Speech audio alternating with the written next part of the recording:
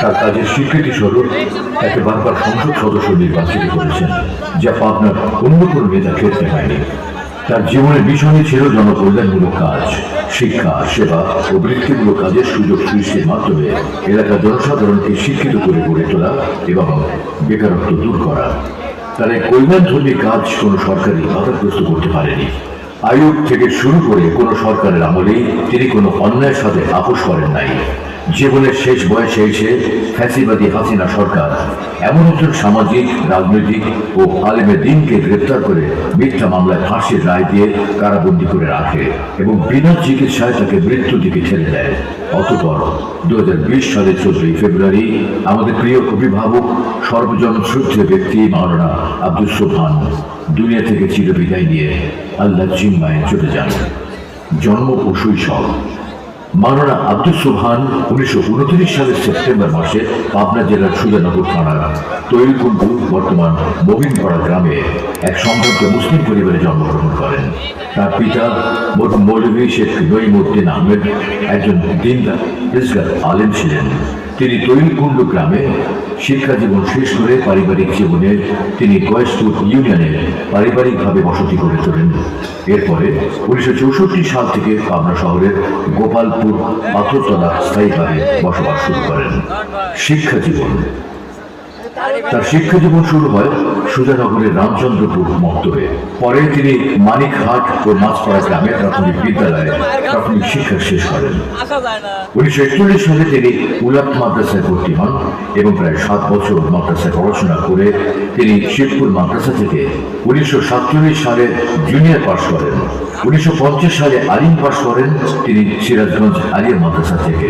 1952 সালে ফাজিল, 1954 সালে কামিল পাশ করেন। মাওলানা আব্দুস সোবহান অত্যন্ত মেধাবী ছাত্র ছিলেন। তিনি জুনিয়র ম্যাট্রিকুলেশন, আলিম ও ফাজিল পরীক্ষায় কৃতিত্বের স্বাক্ষর রাখেন। কামিল পরীক্ষায় মাদ্রাসা বোর্ড থেকে হাদিস গ্রুপে প্রথম শ্রেণীতে 7ম স্থান অধিকার করেন। কর্মজীবন।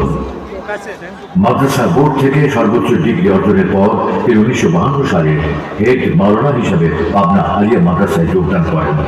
অতঃপর তিনি গোপালচন্দ্র ইনস্টিটিউট, আরিফপুর সিনিয়র মাদ্রাসায় সুপারিনটেন্ডেন্ট ও মাগুরা জেলার বড়রিয়া ফাজিল মাদ্রাসায় শিক্ষকতা করেন। সবশেষে তিনি আরিফপুর ফাজিল মাদ্রাসার অধ্যক্ষের দায়িত্ব পালন করে শিক্ষকতার জীবনের সমাপ্তি টেনে সক্রিয় রাজনীতিতে মনোনিবেশ করেন। তিনি 1952 থেকে 1962 পর্যন্ত দীর্ঘ 10 বছর সুনামের সাথে দায়িত্ব পালন করেন। রাজনৈতিক জীবন। মাওলানা আব্দুস সোবহান ছাত্র জীবন থেকেই সক্রিয়ভাবে রাজনীতির সঙ্গে জড়িত হন। তিনি পূর্ব পাকিস্তান জমিয়তে তালাবায়ে আরাবিয়ার পাবনা জেলার সেক্রেটারির দায়িত্ব পালন করেন।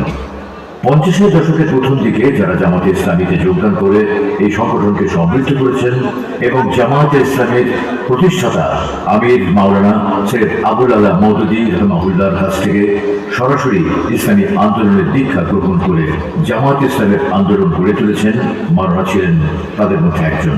তিনি ছিলেন ইসলামী আন্দোলনের অন্যতম পুরোধা। পরে তিনি পর্যায়ক্রমে বহু গুরুত্বপূর্ণ দায়িত্ব পালন করেন। তিনি দীর্ঘদিন পাবনা জেলা আমিরের দায়িত্ব পালন করেন। পরে নিখিল পাকিস্তান কেন্দ্রীয় মজলিসের শুরা সদস্য নির্বাচিত হন। তিনি বাংলাদেশ জামায়াত ইসলামীর নায়েবে আমির এবং কেন্দ্রীয় মজলিসের শুরা, কর্মপরিষদ ও নির্বাহী পরিষদের সদস্য ছিলেন। মাওলানা আব্দুস সোবহান 1961 সালে গয়েশপুর ইউনিয়ন পরিষদের মেম্বার নির্বাচিত হন। 1962 সালে তিনি চেয়ারম্যান নির্বাচিত হন। তৎকালীন পূর্ব পাকিস্তানের প্রাদেশিক পরিষদের সদস্য নির্বাচিত হন। 1965 সালে তিনি পুনরায় প্রাদেশিক পরিষদ সদস্য নির্বাচিত হয়ে বিরোধী দলের সিনিয়র ডেপুটি লিডার হিসেবে দায়িত্ব পালন করেন।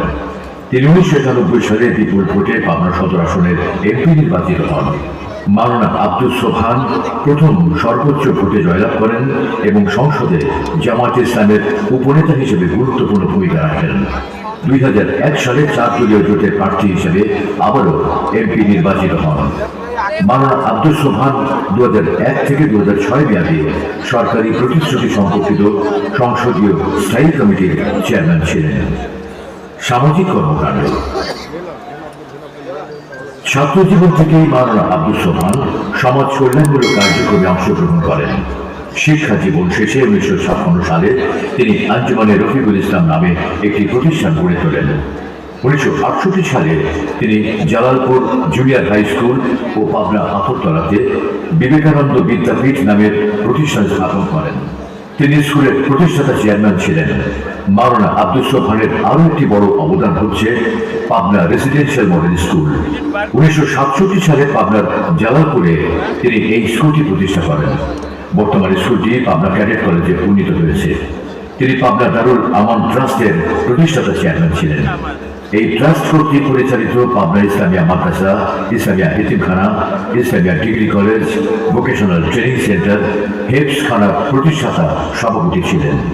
ইমাম Ghazzali girls school and college, kindergarten school college, Al Quran ট্রাস্টের চেয়ারম্যান ছিলেন। তিনি পাবনা সদর গোরস্থান কমিটির সভাপতি হিসেবে দায়িত্ব পালন করেছেন। Maulana Abdus Sobhan Pabna homeopathic medical college ও হাসপাতালের সহসভাপতি ছিলেন। পাবনার সরকারি শহীদ বুলবুল কলেজ, এই কলেজের আগের নাম ছিল ইসলামিয়া কলেজ। 1972 সালে কলেজের নাম পরিবর্তন করে সরকারি শহীদ বুলবুল কলেজ রাখা হয়। এছাড়াও মাওলানা আব্দুস সোবহান সরকারি এডওয়ার্ড কলেজ, সরকারি মহিলা কলেজ এবং ঈশ্বরদী সরকারি কলেজ, প্রাক্তন জিন্না কলেজ সহ অসংখ্য শিক্ষা প্রতিষ্ঠান নিজ হাতে তার করা দারুল আমান ট্রাস্ট বর্তমান শিক্ষা নগরী হিসেবে পরিচিত। সেখানে তার ব্যক্তিগত প্রায় 3 কোটি টাকা ব্যয়ে মসজিদে তাকওয়া নামে একটি অত্যাধুনিক মসজিদ নির্মাণ করা হয়েছে। পাবনা ক্যালিকো কটন মিল তার প্রতিষ্ঠায় প্রতিষ্ঠিত হয়েছিল। তিনি পাবনা মহিলা মাদ্রাসার প্রতিষ্ঠাতা। লেখালেখি ও সাংস্কৃতিক কর্মকাণ্ড। মাওলানা আব্দুস সোবহান বাংলা ছাড়াও আরবি, উর্দু, ফার্সি, ইংরেজি সহ বেশ কয়েকটি ভাষা জানতেন। একজন সংস্কৃতি প্রেমী ও সংস্কৃতির সেবী হিসেবেও মাওলানা আব্দুস সোবহানের সুনাম রয়েছে। মাওলানা আব্দুস সোবহানের কৃতিত্ব বলে শেষ করার মতো নয়। তিনি মানবতা বিরোধী মামলায় ফাঁসির রায় দণ্ডিত হয়ে দীর্ঘদিন কারাগারে আবদ্ধ থেকেও কল্যাণময় কাজে পিছিয়ে ছিলেন না। তিনি তার সম্পত্তির একটি বড় অংশ বিক্রয় করে পাবনার প্রাণ কেন্দ্র দারুল আমান ট্রাস্ট তথা ইসলামিয়া মাদ্রাসার সংলগ্ন একটি মসজিদ নির্মাণ করেন। মসজিদটিতে একসাথে প্রায় 3000 নামাজি নামাজ আদায় করতে পারেন। শাহাদাত। মাওলানা আব্দুস সোবহানকে 20 সেপ্টেম্বর 2012 সালে ঢাকা থেকে পাবনা যাওয়ার পথে যমুনা সেতু এলাকা থেকে গ্রেপ্তার করে জালিম সরকার। এরপর তথাকথিত মানবতা বিরোধী মামলায় দীর্ঘদিন জালিম সরকারের মিথ্যা রায়ে কারাগারে আবদ্ধ থেকেছেন। প্রবীণ এই জিন্দাদিল মুজাহিদ কখনো জালিমের কাছে মাথা নত করেননি। প্রতিটি মাফিয়া সরকারের বিরুদ্ধে তিনি লড়েছেন। বিনিময়ে ভয়ঙ্কর নির্যাতনের মুখোমুখি হতে হয়েছে তাকে। এই অসুস্থ নেতাকে চিকিৎসার ন্যূনতম ব্যবস্থাও করেনি। অবশেষে তাকে চিকিৎসার জন্য হসপিটালে নেওয়া হলে সেখানে তিনি মৃত্যুবরণ করেন। হাজারো ইমানি পরীক্ষায় উত্তীর্ণ হয়ে মহান রবের মন জয় করে সেই রবের সাথে সাক্ষাতের জন্য দুনিয়া থেকে বিদায় নিলেন। জালিমদের আল্লাহ তাআলা সর্বোচ্চ সুযোগ দেন, ছাড় দেন, তবে অবশ্যই ছেড়ে দেন না। ইনশাআল্লাহ আছে না ওটার মাফিয়া গ্যাং অবশ্যই ফেরাউনের পরিণতি বরণ করবে।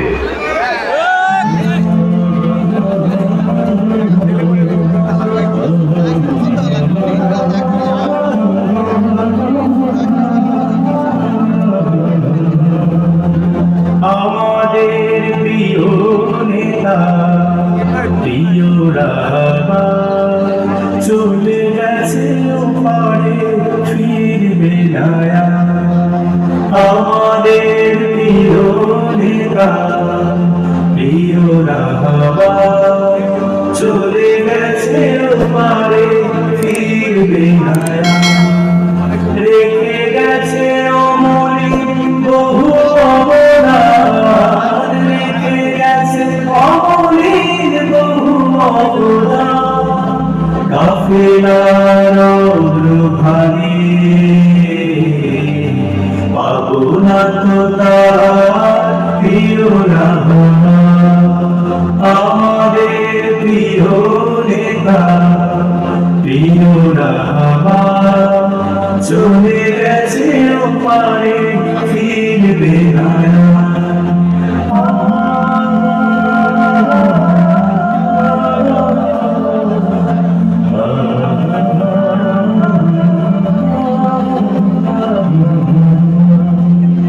আলোকিত পাবনা নিবেদিত প্রাণ, নিয়মান বুকে বুকে যোছনা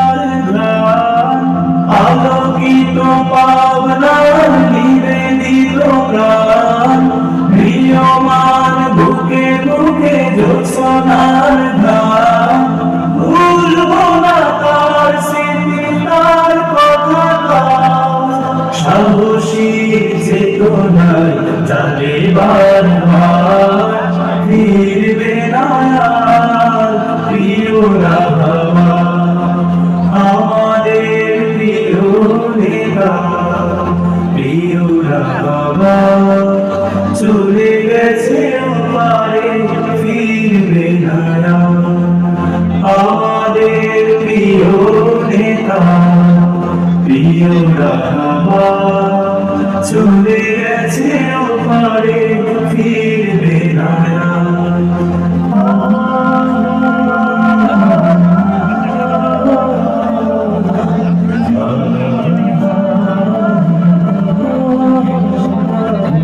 মাওলানা সুবহানা বাতি ঘর ধূসরিত জনপদে শ্রেয় জাতিস্বর মাওলানা সুবহান প্রিয় এক নাম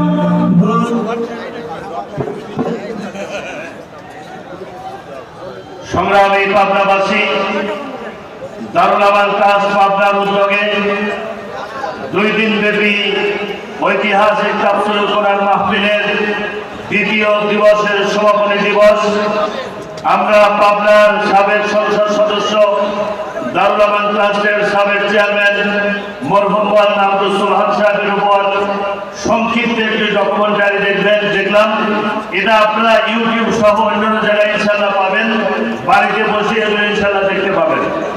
সম্মানিত পাবনাবাসী, গত বছর দারুল আমান ট্রাস্টের তাফসীর মাহফিল যে প্রশাসন বন্ধ করেছিল, আজকের তাফসীর মাহফিলে প্রধান অতিথির চেয়ার অলঙ্কৃত করেছেন পাবনা জেলার সুযোগ্য জেলা প্রশাসক জনাব মোহাম্মদ মফিজুল ইসলাম।